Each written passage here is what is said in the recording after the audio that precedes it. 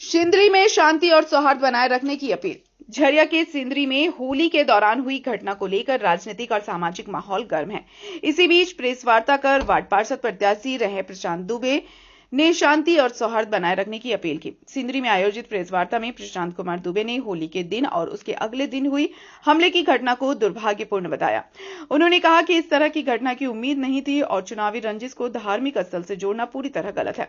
उन्होंने कहा कि संबंधित मामले में अब समझौता हो चुका है और भविष्य में इस तरह की घटनाओं से बचना चाहिए।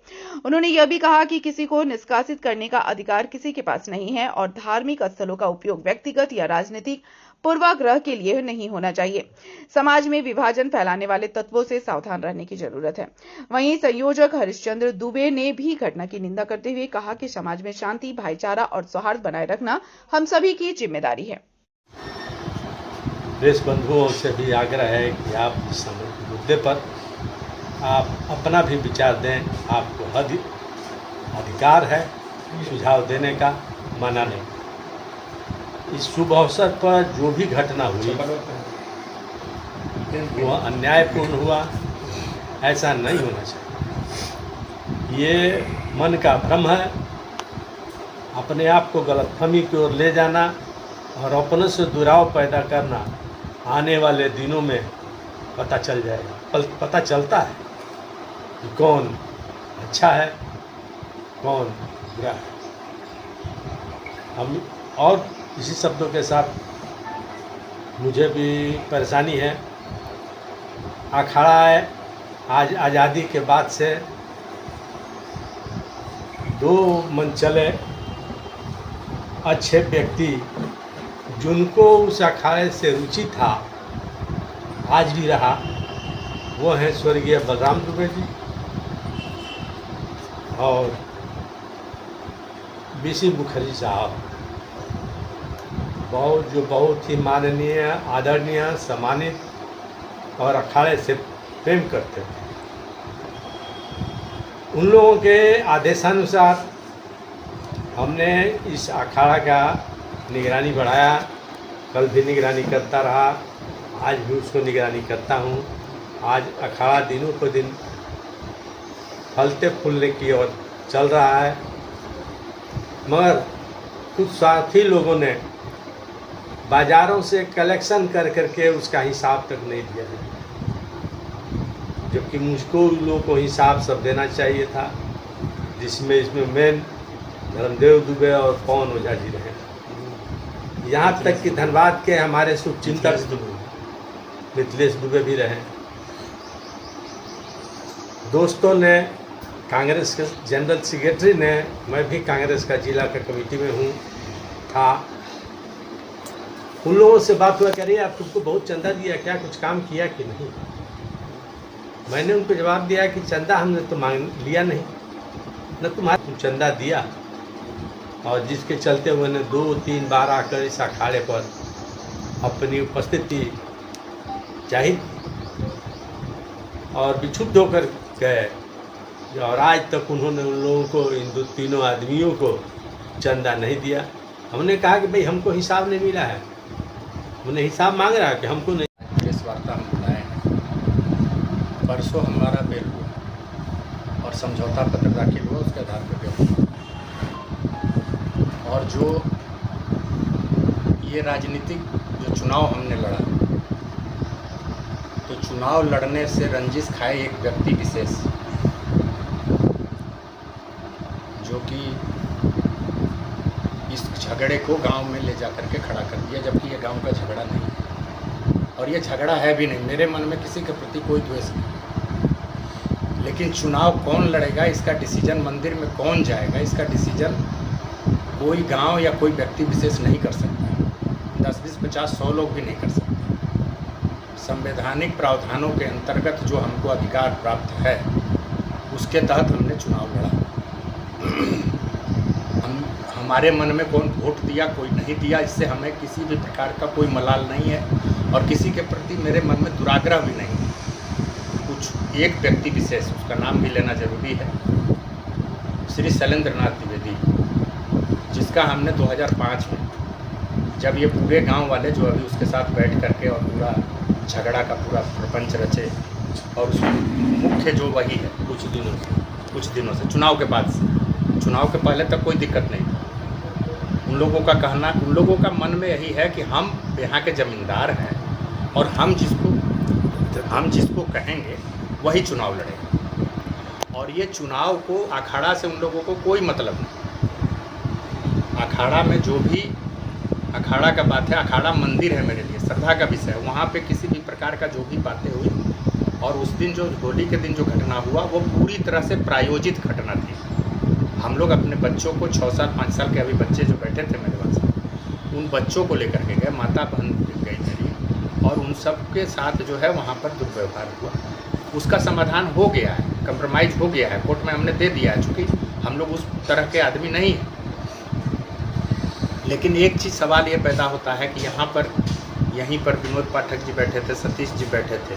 दूसरे दिन वो लोग वहाँ प्रेस कॉन्फ्रेंस अखाड़ा में कर रहे थे और यहाँ पर जो है हमला करवाते सेम टाइम। और जब बाहर निकले, विनोद पाठक जी चासनाला से आए थे, हमारे पारिवारिक सदस्य हैं, वो आए थे, तो वह बाहर जैसे ही निकले डंडा चला दिया, तलवार लेकर के। और सभी उन लड़कों को मैं जानता तक नहीं, जो लड़के आए अबीर लगा करके आए, किसी से हमारी कोई रंजिश नहीं। तो ये पूरी तरह से राजनीतिक एक व्यक्ति विशेष के द्वारा रचा गया ये षड्यंत्र था। और उसमें भगवान की कृपा ये रही कि कोई हताहत नहीं हुआ। हताहत तो हुए, हम लोग आरपी में भर्ती रहे लगभग 1 सप्ताह तक।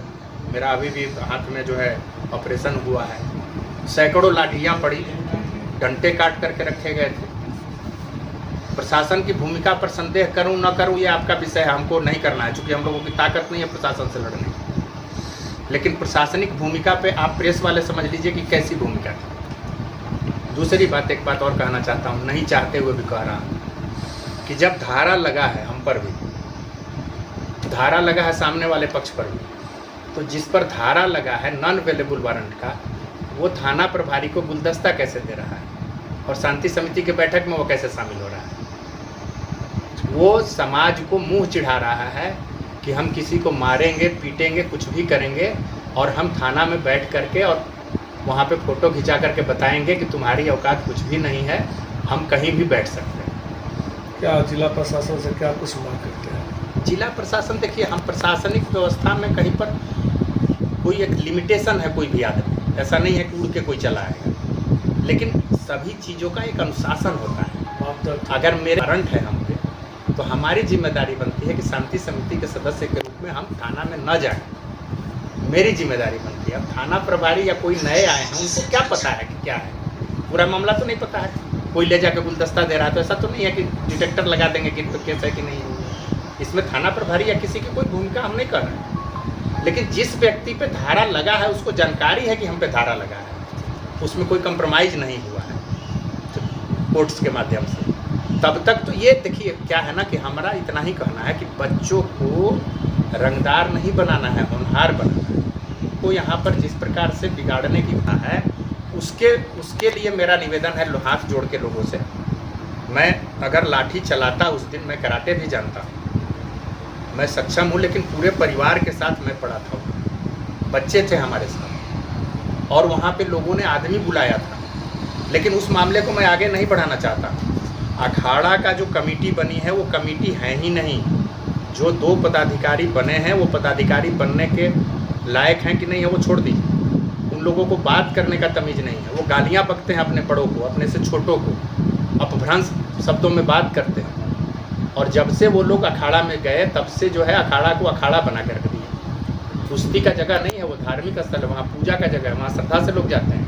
हुआ उस दिन मैं पूजा करके वहाँ से निकल गया, लेकिन प्रायोजित तरीके से ये घटनाएं घटित हुई हैं। पूरी तरह से प्रायोजित था सारा चीज़, सब कुछ सभी लोगों का प्रायोजित था। और मेरा इतना ही कहना है कि सिंदरी को जिस प्रकार से अशांत किया जा रहा है, जिस प्रकार से लोगों को भयक्रांत किया जा रहा है और भय पैदा करके पैसा कमाने का जो ये बनाया जा रहा है, तो सिंदरी से लोगों का मोह भंग हो रहा है। ऐसा नहीं होना चाहिए। तो सारे लोग हॉस्पिटल में थे और यहाँ पे 10-15 लोग आकर के हमला कर दिए, ये अच्छी बातें नहीं हैं। मैं सभी लोगों से कहना चाहता हूँ कि कोई भी इस प्रकार के घटनाओं में संलिप्तता हो, उसका आपको विरोध करना चाहिए। और मैं ऐसे लोगों का विरोध कर रहा हूँ। तो आप पूछ सकते हैं उस घटना में होली के दिन जो सब कंप्रोमाइज़ हो गया है, हम लोग पूजा पाठ करके प्रसाद बांट करके हम लोग निकल रहे थे। उसके बाद प्रायोजित तरीके से मेरी गाड़ी को फोड़ दिया गया, जिसमें 2-3 लाख रुपया खर्चा है। 5-7 लाख रुपया हम लोगों में ऑलरेडी खर्चा हो चुका है। ठीक है, कोर्ट और फलनवा हम लोग कोर्ट और जिस प्रकार से जिन बच्चों को हमसे मतलब नहीं है, जिनको मैं पहचानता तक नहीं, तो परिवार को तो एक डर है ना, एक भय है ना। और प्रायोजित तरीके से लेटर दे करके प्रशासन को, और उस प्रायोजित तरीके से जो किया गया, ये किसी भी प्रकार से सलेमपुर गांव या वहां अखाड़ा का ये मामला ही नहीं है। ये मामला बंग व्यक्ति कहता है कि हम हैं, मेरे सामने कोई नहीं है। मेरे बड़े पिताजी के यहाँ पानी तक रोका गया, उसका जो बच्चे हैं गरीब हैं उनको डराया गया, वहाँ पहुँच करके बोला गया कि सिंदरी खाली करो, यहाँ से हटाओ, जैसे वो लोग जमींदार हैं यहाँ के। भय का माहौल, भय का माहौल, ये गलत है। ये गांव को बदनाम करने की साजिश है और इस प्रकार के कृत्य नहीं होने चाहिए। वो मंदिर है और सबसे पहले मंदिर में टाइल्स हम लाए थे। उसके संयोजक हैं श्री बलराम दुबे जी के लड़का हैं। हमारे दुराग्रह नहीं है, लेकिन वो लोग सिर्फ इसलिए कि चुनाव क्यों लड़े, इसलिए 2-4-10 लोग सब हमारे साथ हैं। 2-4-5 लोग जो कि शैलेंद्रनाथ द्विवेदी के इर्द गिर्द जो लोग रहते हैं, जैसे सोझा को तो यूज किया इन लोगों ने, उपयोग किया, जो भी है उसका उससे न हमको शैलेंद्रनाथ द्विवेदी के राजनीति से हमको कोई मतलब है ना, उससे कभी संबंध है मतलब है ना, पवन ओझा से हमको मतलब है। जितने लोग हैं, जितने लोगों का आपको बता दें, नंदा दुबे हूँ, मिथिलेश दुबे हूँ, कभी इन लोगों से साथ हमको उनके लिए बुलाए, वो लोग बोले हम छांट दिए, तो तुम छाटा, हम भी छांट दिए, जिनको मन होगा। लेकिन हम उसमें नहीं जाना चाहते हैं। अगर लिखा पढ़ी करेंगे, कोर्ट कचहरी करेंगे, फिर कहेंगे समझौता करने के लिए भी माहौल बिगाड़ने का प्रयास हुआ। तो इसके लिए शैलेंद्रनाथ द्विवेदी और जितने लोगों का हमने नाम दिया है, उसके अलावा कुछ लोग पुलिस अधिकारी हैं, कुछ लोगों के बच्चे जो पुलिस का ध्वंस दिखा रहे हैं कि हम पुलिस अधिकारी हैं, मेरे पास डीजीपी मेरे पॉकेट में है, और भी बड़े बड़े अधिकारियों का नाम ले रहे हैं। तो आने वाले समय में अगर होगा, प्रेस के माध्यम से हम कहना चाहते हैं कि मेरे परिवार के किसी भी सदस्य के ऊपर यहाँ दुबे अखाड़ा और हमारे जो वोटर थे उनको भी डराने धमकाने की कोशिश हो रही है। उनको भी ये किया, जबकि हमने किसी को नहीं पूछा आप किसको वोट दिए, किसी को कोई वोट सकता है। तो ऐसा किसी भी स्थिति कहीं भी कुछ भी होता है तो उसके लिए ये लोग ही दोषी होंगे। मैं शांति प्रिय व्यक्ति हूँ, मेरे मन में किसी के प्रति कोई दुराग्रह नहीं। और एक बात कहना चाहते हैं, सरकारी है, उसके पिताजी के मरने के बाद पानी तक उनको नहीं दिया इन्हीं लोगों ने, जो लोग हमारे जो उसके साथ अभी बैठे पानी तक नहीं दिए। वो हमारे बहुत प्रिय रहे हैं, हम उनके अभिकर्ता रहे हैं, उनके मृत्यु भोज में भोजन तक नहीं किया। तो ये छांटने का 3 भैया के नाम पे, 6 भैया के नाम पे, गांव में जो हम लोगों का जो ये है रजवा टैया ये सब है, तो उसके नाम पे ये जो कुछ लोग हैं वो लोग बांटते हैं। अपने से बड़ों पे हाथ उठा दिए उस दिन, जो लोग मना करने गए कि सब मत करो। कुछ लोग खड़े थे एकदम आराम से, और उतने लोगों के बीच बाहर के लोग आकर के हमला कर देते। और हमको सुरक्षा मिलनी चाहिए थी प्रशासनिक, वो हमको नहीं मिली। हम बार बार फ़ोन करते रहे और हमको सुरक्षा नहीं मिली, जिस प्रकार का सुरक्षा हमको मिलना चाहिए। हम लगातार संपर्क में थे सुबह से शाम तक ऑनलाइन। उसके बाद लेटर गया है, उसका प्रथम बन गया, प्रथम द्वितीय तृतीय से कोई मतलब नहीं है।